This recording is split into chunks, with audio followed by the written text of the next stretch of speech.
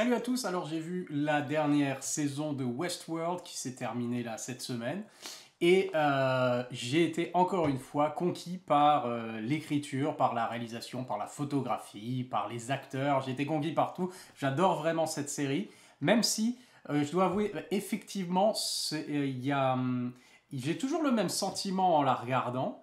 Mais il faut dire que la série a bien évolué, elle a su se renouveler. Et quand je dis a su se renouveler, c'est que on n'est plus du tout comme. Alors, il confirme complètement qu'on n'est plus du tout comme dans les deux premières saisons avec le parc Westworld.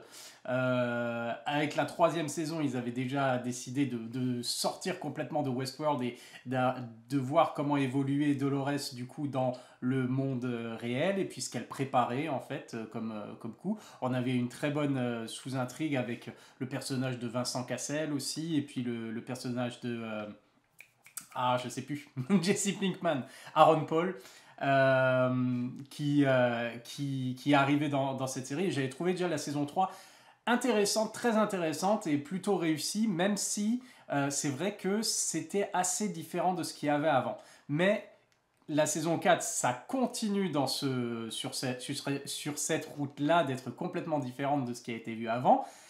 Mais on retrouve quand même l'ambiance Westworld, le sentiment de toute façon c'est construit comme ça, de mystère et qu'est-ce qu'on voit en fait. Qu'est-ce qu'on voit. On est toujours dans est-ce qu'on a affaire à une simulation, est-ce qu'on a affaire à des gens qui sont vraiment maîtres de leur destin, ou alors est-ce qu'ils suivent tout simplement la narration qui a été établie pour eux.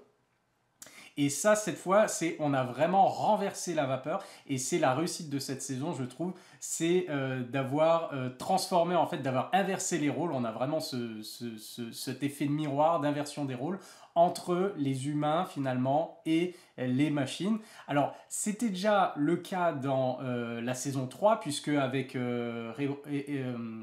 comment ça s'appelait, Rehoboam, l'immense intelligence artificielle qui décidait, qui arrivait à calculer en fait ce qui allait se passer pour chacun, qui établissait du coup une ligne qui devait suivre par rapport à leur destinée qui était finalement préécrite et précalculée. Et on avait déjà cet aspect de les humains ne sont plus au contrôle, ne contrôlent plus en fait leur vie puisque c'est une intelligence artificielle qui plus ou moins leur dit, les oriente vers quelque chose parce que l'intelligence artificielle a décidé que le monde serait mieux comme ça, etc.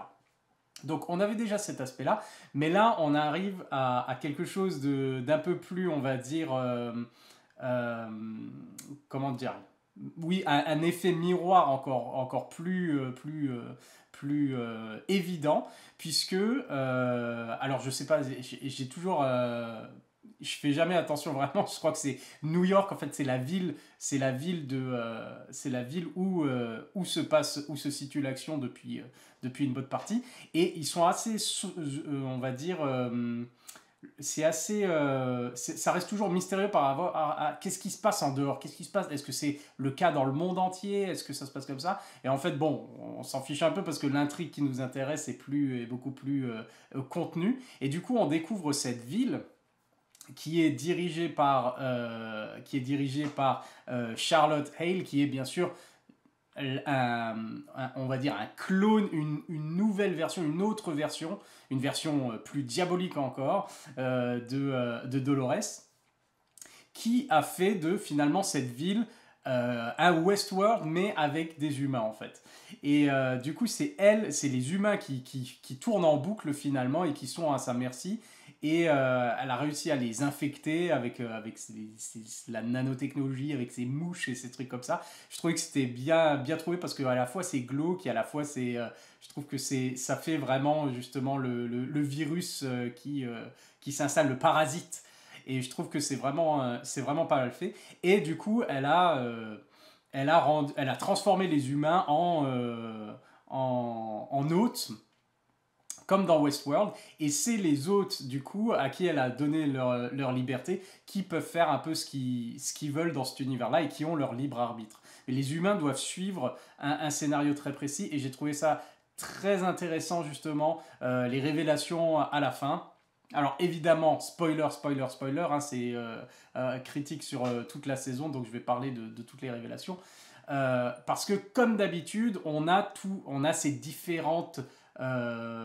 cette chronologie tout à fait spécifique à Westworld où on ne sait jamais finalement quand les choses se passent par rapport les différentes intrigues se passent à des moments différents et les personnages ne sont pas forcément les mêmes personnages à qui on a affaire précédemment, etc. Donc on est toujours dans cette ambiance de mystère et de labyrinthe finalement. On garde cette idée-là du labyrinthe comme d'habitude pour atteindre la conscience, ce qu'on avait le thème déjà de la première saison. Et on a donc on réfléchit au fur et à mesure, on se laisse embarquer là-dedans et puis on est un peu perdu, mais comme certains des personnages finalement, comme Christina qui n'est plus Dolores, mais on a Christina, Evan Rachel Wood du coup, qui vit dans cette ville qui est dirigée par Charlotte Hale, mais on se rend compte qu'en fait non, elle ne vit pas vraiment dans le monde réel, elle vit dans on va dire la version numérique, la version digitale, la version dématérialisée, si on veut, de la ville. Comme on voyait dans Westworld d'ailleurs, quand ils avaient leur... Alors c'est trop bien parce que justement, Charlotte a recréé finalement le bureau, le centre le QG, on va dire, de Westworld, avec cette simulation de la ville comme les humains avaient la simulation de Westworld.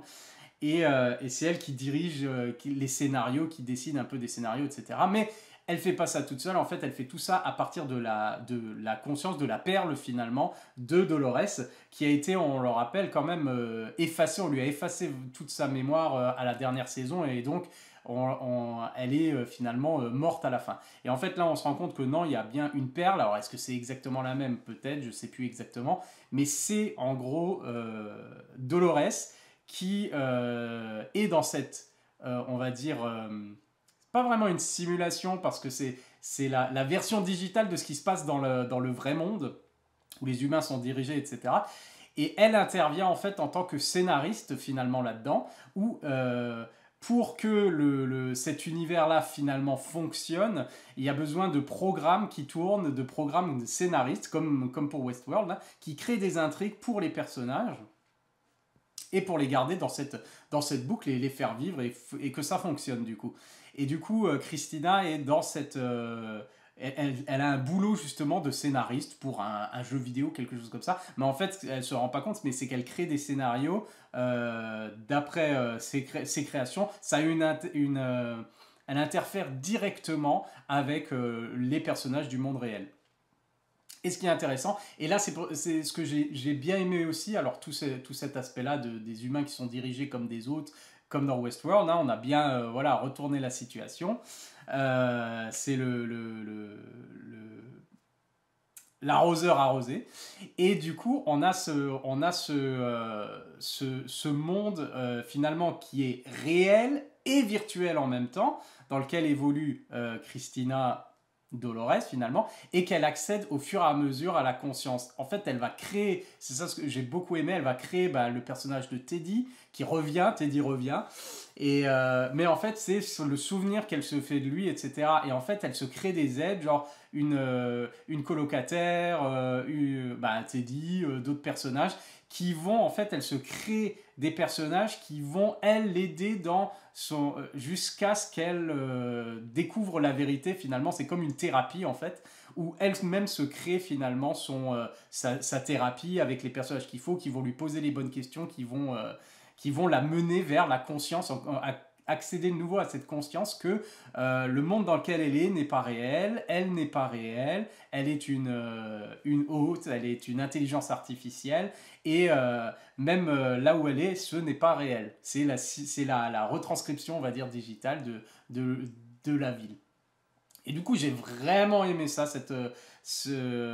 on se doutait que ça allait quelque part au niveau des pouvoirs qu'elle avait de pouvoir intervenir, comme Teddy lui montrait, sur la vie des gens, simplement en y pensant, en réfléchissant, en changeant le scénario, etc. Et j'ai beaucoup aimé cet aspect-là.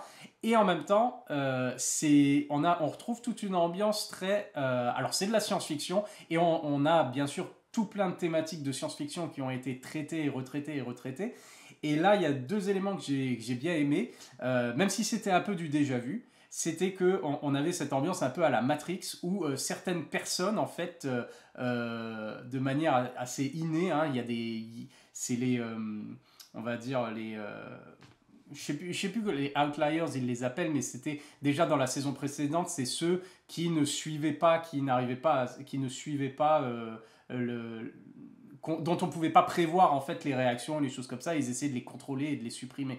Et là en fait on a de nouveau parmi les humains des humains qui décrochent en fait du contrôle mental qu'exerce Charlotte avec son parasite et qui du coup sur qui on n'a pas la main. Et ça c'est genre la résistance du coup. Il y en a certains qui sont partis de la ville là, ils vivent genre dans le désert et tout, et ils viennent pour secourir certains qui se réveillent et qui rejettent le système. Et ça fait beaucoup penser finalement à Matrix, hein, on est carrément là-dedans à ce moment-là, avec ceux qui restent dans la simulation et ceux qui se rendent compte que l'univers n'est pas réel et qui rejettent finalement ce parasite et le scénario qu'on a tracé pour eux et qui vont plus ou moins être sauvés avec la résistance ce soir. Donc j'ai beaucoup aimé cet aspect-là, je trouve qu'il était très bien traité.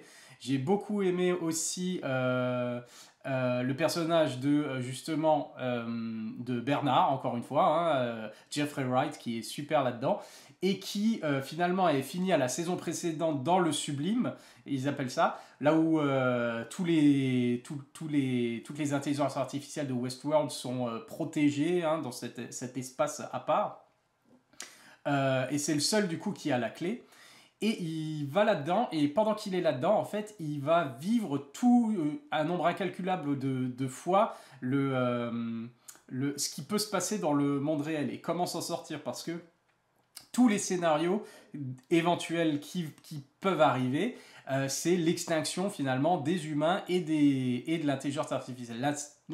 L'extinction de la conscience et de la vie sur Terre.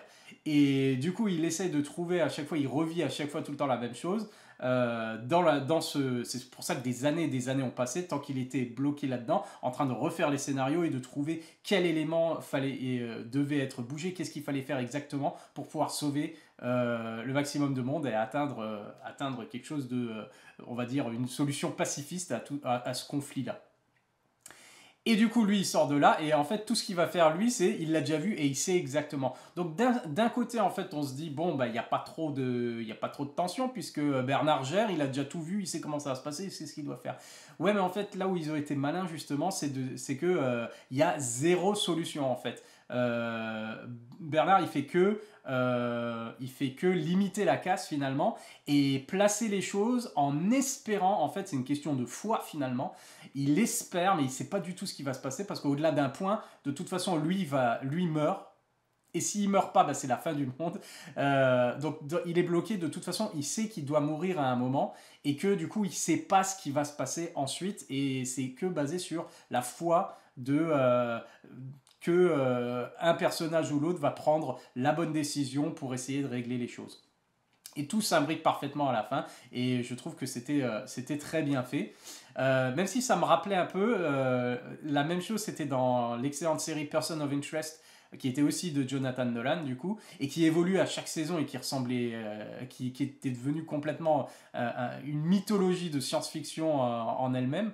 Et du coup, il y avait déjà cet aspect-là où l'intelligence artificielle calculait je ne sais pas combien de fois les scénarios possibles. Et il y avait un épisode aussi où on voyait en fait plusieurs fois, on croyait qu'on voyait la vérité, qu'on voyait ce qui se passait vraiment, mais en fait c'était une simulation où les personnages mouraient, etc. Et puis ça rembobinait, ça revenait et ça modifiait les choix du coup pour voir ce qui était possible pour que tout le monde survive. Et du coup, on retrouve un peu ici cette idée-là avec Bernard, et j'ai trouvé que c'était très réussi et que c'était très divertissant. Ça faisait plaisir de revoir du coup James Marsden dans le rôle de Teddy, même si c'était pas le vrai Teddy. Je sais plus si est-ce qu'il y a Teddy apparemment dans le Sublime, il me semble, si je me souviens bien.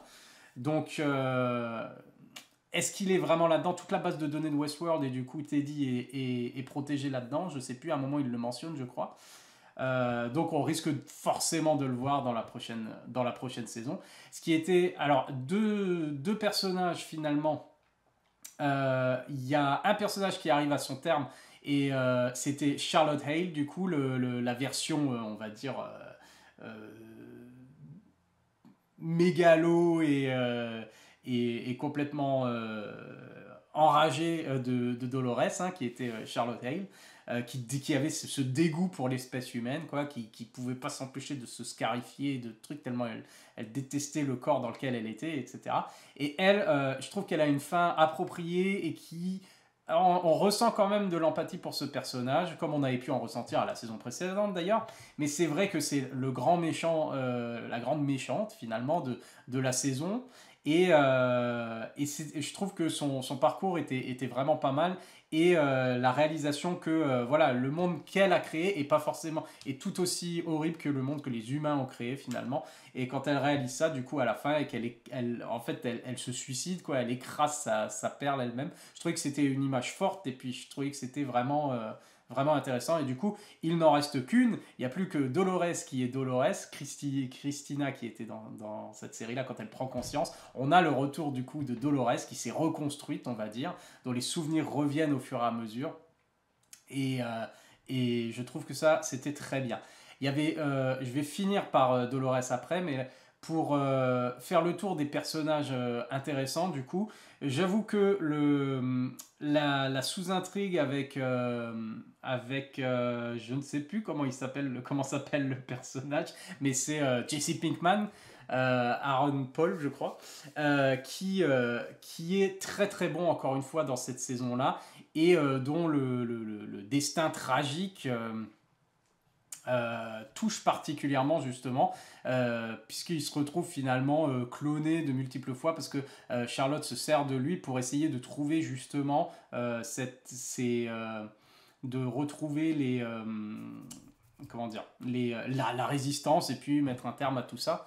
Parce que lui avait réussi à combattre le virus, c'était un des premiers qui avait réussi à ne pas être soumis complètement aux parasites, et du coup elle veut savoir comment il a fait, d'où ça vient, etc. Donc, et ça nous permet de voir qu'il y a eu tout plein de missions avec justement ce personnage là et Maeve, Tandy Newton, qui est toujours excellente. Et du coup, c'était assez sympa de rejoindre ça. Je trouve que toutes les sous-intrigues se joignaient parfaitement, étaient intéressantes. J'étais un petit peu déçu, mais ça, c'est normal quand on est fan. C'est que Maeve, c'est un de mes personnages préférés. Et c'est vrai que dans cette saison-là, elle n'avait pas grand-chose à faire. Mais on se doute bien. Et puis, on a l'impression qu'elle a été aussi, pareil, on la tue sans rien, sans problème. Voilà, ça s'est fait. Mais on sait très bien que voilà, tant que la perle n'a pas été touchée, on va la retrouver, on risque de la retrouver du coup dans la prochaine saison. Rien n'est terminé pour elle.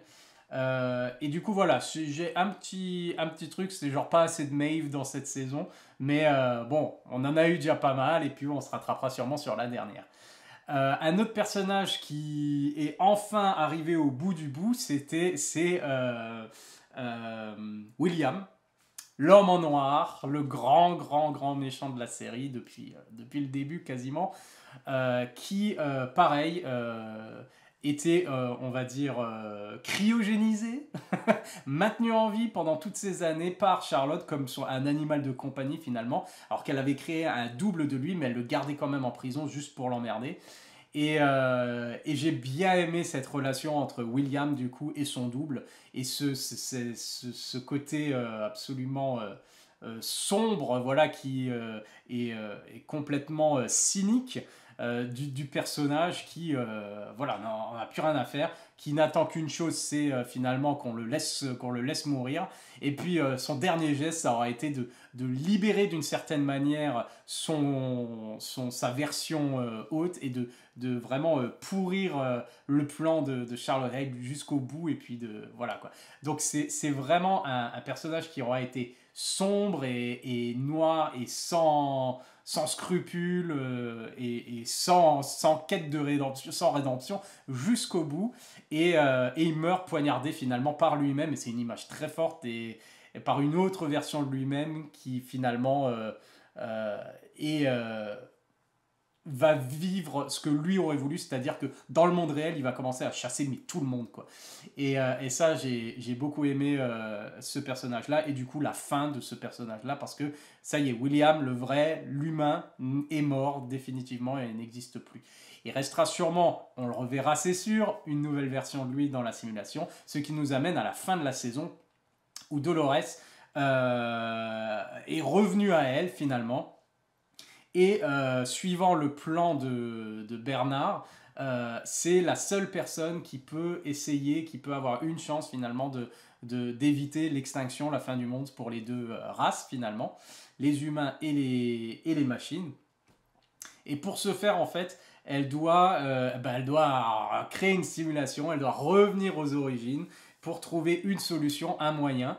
Et c'est reparti, comme elle le dit, c'est reparti pour un tour finalement. Elle recrée, alors elle se connecte et recrée Westworld.